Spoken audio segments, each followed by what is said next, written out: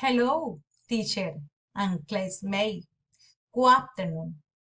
My name is Solange Calderon Garzon. My course is English A2. Task 4. Speaking production. One activity description type of Step 1. My travel experience. What were you doing there? How often did you do things? Frequent? Always? Sometimes? Never. How was the weather like? My name is Solange Calderon Garzon. My group number is 900,002B. I am 40 years old. I live in Neiva.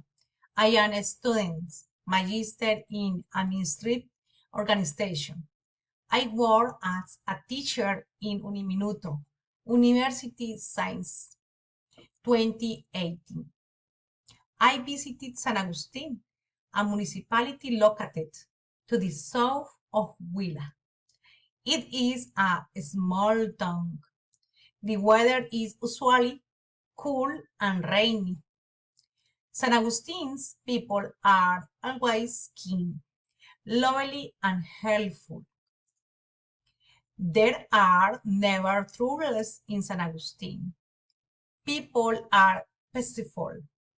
I went with my family to visit the archaeological park and its landscapes. We had a great time in that town. We will be back soon. Thank you for your attention.